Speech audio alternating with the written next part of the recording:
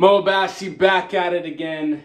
Today's video, I'm gonna show you how to get your shit together in life, okay? If you've been partaking in bad habits, sleeping late, waking up late, just doing things that don't make you feel good, but essentially is just dopamine fueled, serotonin fueled. How can I feel good right now? Instant gratification. And you're not living up to your full potential. There is 5 steps that you can take. This is not just some, blog about 5 things you can do. No, these are real steps that you can take. This is what I plan on doing because, quite frankly, I haven't been sleeping on time as much as I should be. And 5 things that I would personally do and I am going to do that you can do to get your shit together and live life to its full potential. Okay, starting off with number 1. Anytime I talk to any entrepreneurs who just feel like crap, they're like, man, I'm making good money, but I just don't feel fulfilled. I don't feel happy. I just feel like crap all the time. I wake up, I feel like crap. 9 times out of 10, they are not sleeping at healthy times. They are usually up very, very late, which sets off their circadian rhythms. They wake up late in the day, and even though they're doing shit and they're making money, they feel like crap throughout the entire day because the day is wasted. So the first thing I would tell people, including myself, is have a hard sleep time, okay? Now, obviously this is easier said than done. So how do you actually do this? So what I'm going to be doing is you want to have a supportive environment, okay? If you have, a TV in your bedroom, well, that probably is not going to help you sleep on time. If you go into your bed with your phone all the time, that's probably not going to help you sleep on time. So you have to set up your environment, okay, around you, especially when it's getting close to sleep time, an hour, 2 hours before, to actually win, to actually feel tired. So this may be reading a book, turning off your phone, putting on some, incense or therapeutic music. Instead of having all of the lights on, put on a candle, wear blue blocker glasses, right? Things that are going to support you in getting tired enough that you will actually want to sleep on time. That's the first thing. The second thing is accountability. Now, this is obviously easier said than done, setting the environment, but how do you actually hold yourself accountable to the action? If there is a lot of people who uphold a certain value within your tribe, and there is a consequence for not upholding that value, you're a lot more likely to make sure that you do the habit. So for me, we have a coaching program where we help other people. I'm also in there myself doing the work. I'm going to go into the accountability section and I'm going to post every night the time I slept the night before. That way, I increase my chances, or the highest chance, of me making sure that I'm sleeping on time. And if I don't, well, my brain is going to get a zap, okay? It's going to get a bad feeling from having to give in to the consequence. In this case, the consequence of, not sleeping on time within our group is to give all the other members an audible credit. And that stacks up really quick. Usually monetary is a very, very difficult and painful driven consequence. So if my brain starts to associate not sleeping on time with immediate consequence, with a very painful consequence, it's just not going to do it anymore. Okay, it's not going to want to make it a habit because it becomes uncomfortable. The only reason people don't sleep on time is because it's comfortable. It's comfortable to scroll on social media in bed until, 12, 1, 2, 3 a.m. in the morning and not do the shit that you're supposed to do. And then the consequences far away. It's the next day. So your brain doesn't make the association. But if the consequence is immediate, then you're not going to want to do it anymore. And last but not least is setting some boundaries. Usually this is going to be with people. If you have friends that, hit you up and say, hey man, let's go out clubbing, let's you're going to have to set strict boundaries of the people that you're going to hang out with, the relationships that you're going to need to edit, how you're going to edit them. Like for example, with this person, I am only going to hang out with during these hours. So that way, again, you're setting yourself up to consistently hit this habit of sleeping on time. Boom.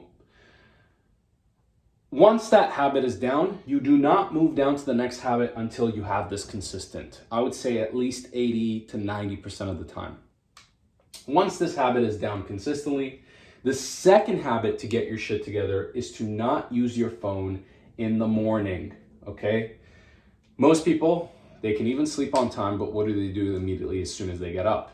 They grab the phone, they scroll on social media, they get their quick serotonin hit, and that essentially makes them feel like crap within their brain. It actually brings fatigue, it brings anxiety, it brings all of these emotions. So the second habit to get your life together is to not use your phone in the morning. Again, we want to set up your environment to win, okay? Making sure that your phone is not beside your bedstand and instead in another room, and getting an alarm clock instead of using your phone is going to allow you and give you the highest chances of success, because your environment is not giving you immediate gratification to use your phone immediately. The second thing is replacement. We want to replace the immediate habits of using your phone with something else. Whether this is meditation, whether this is going on a walk, whether this is reading, whether this is working out, whatever the habit is, we want to replace this initial habit of using the phone in the morning, and now we can't use it because our environment doesn't allow us, with something that is more healthy. This way, you get that immediate dopamine or serotonin boost that you were getting from your phone before, from something that actually makes you feel good. That's a normal dopamine and serotonin boost instead of a quick, cheap one, okay? Boom. Once this habit is down, then we can move on to the next habit, which is deep work. You want to set an hour or two aside in the beginning of the day where you're doing deep, uninterrupted work. No one can message you, no one can see you. Locking yourself in a room where you can actually do the work that you're supposed to do. This is going to get you ahead in your day, which makes you feel not like you're stumbling or jumbling very, very quickly throughout your calendar. We want to set a timer, okay? So I use this. I have one of these old school looking things, okay, where I flip it. It's about a 45-minute timer, and I don't stop working until this gets to the bottom, okay? If you don't want to get this, you don't have to make it fancy. I just like that, honestly. You can use any Google timers and just go on Google and set a timer for 45 or 30 minutes or an hour where you're going to do some deep work, and then set aside 5 to 15 to 20 minutes where you're going to take a break. Scientifically, the optimum time is, I believe, 47 minutes of work. After about 47 minutes, on average, people's attention span starts to go down, and it usually takes about a 17-minute break, or I think it was 54 minutes and 17 minutes. So 54 minutes and then 17-minute break allows your brain to recuperate, but those timers are very weird, so I just like to put 45 minutes and then take like a 10-minute break, and it allows me to, or 15-minute break, and I have a 1 hour deep work block. So timers are very important. You want to also set a goal for what you're trying to achieve during that deep work hour. What is a specific KPI or something that you're actually trying to achieve during that deep work hour that allows you to be directed towards a certain focus? We want to set deadlines. Maybe hitting this goal will get you to a certain deadline that you have of making a certain amount of income so that you can go on a trip, or hitting a certain project, or doing something that basically allows you to get to that bigger vision that you have. The next thing is we want to set a theme. What's the theme for this deep work hour? What do you want to achieve in this deep work hour? So for me, for example, usually my deep work hour in the morning, on Mondays, I'll build my prospecting list. Tuesdays, I'll do my messaging. Tuesdays, Wednesdays, Thursday, I'll do my messaging. Fridays, we try to set up some appointments, and Saturdays is follow-ups for our prospects. So every single day when I'm doing that deep work hour, I have a certain theme for that day. Once this has become a habit and you're doing it regularly, the next thing is health optimization, okay? you're going to start to notice as you do these things, there might be certain things within your health, within your lifestyle that's causing you to not have good focus, that's causing you to not have high energy, that's causing you to have maybe anxiety or stress. So within your diet, how you're eating, we want to fix that. We want to optimize that. I am not a health coach, so I'm not going to give you any advice on that. My health coach helps me with that. I'll link him down below. But we want to fix your diet, okay? A diet that's going to allow you to be sustainable and have high levels of focus. Then your lifestyle. What things are you doing to recover? Are you getting a massage? Are you going to float tanks? Are you going on regular walks? Are you doing new stuff and hanging out with friends and having a good social life? Very, very important that you're not just constantly working on this boring routine every single day, but you're adding in variation within your lifestyle that allows your brain to not just be stuck in this rigid routine. Also exercise, working out regularly, getting in some weightlifting, things that make your body feel good and rush you with endorphins and natural serotonin. And then recovery, again, things that you're doing to recover your body, recover your nervous system, hot baths, float tanks, massages, meditation, things that are going to help you regain recovery, because if you're doing a lot of output with getting these habits, you need to be able to recover your body as well. The last habit that I would fix, which is what most entrepreneurs try to fix first, is waking up on time. I do not give a fuck about waking up on time unless I have done these 4 things regularly.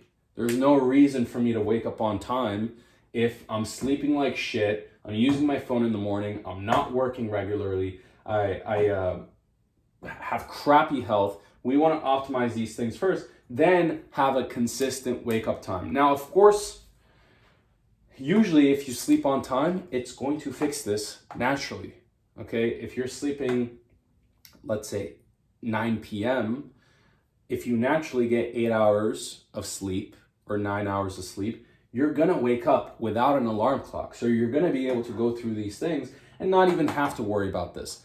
But if this is still, within an hour or 2 hour window, you're still having trouble with this, then we set a hard wake up time that you're gonna hit. And again, with this, accountability is super important, just like the sleep time. We wanna use an alarm that is going to help us. So an alarm on your phone is probably not going to be helpful. I personally use a Pavlok, which is like a wristband that shocks you if you don't get out of bed.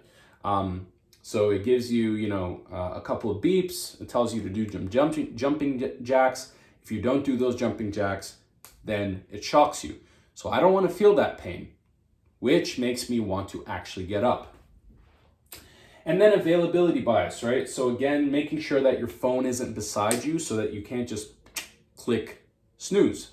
Usually I put my phone in the bathroom, which means that if I want to turn it off, again, I have the wristband, I have to do my jumping jacks, turn off that alarm clock, and then the second alarm clock, I have to get up and go to the bathroom to turn it off, which if I'm already there, I'm not gonna, keep sleeping. So these are the 5 habits I would fix first if you want to get your shit together, if you want to get your life together. Again, sleeping on time is the first one, then not using your phone in the morning, then getting your deep work done in the morning, optimizing your health and energy, then and last but not least is your wake up time. So hopefully this video is helpful. If you have any questions in regards to this, just pop it in the comments below. If you're following me on YouTube, I'm probably going to upload this on there as well. I'll drop a link to my Facebook. You can add me as a friend, my Instagram, whatever it is. If you have any questions, just reach out. And hopefully that was helpful. Take care.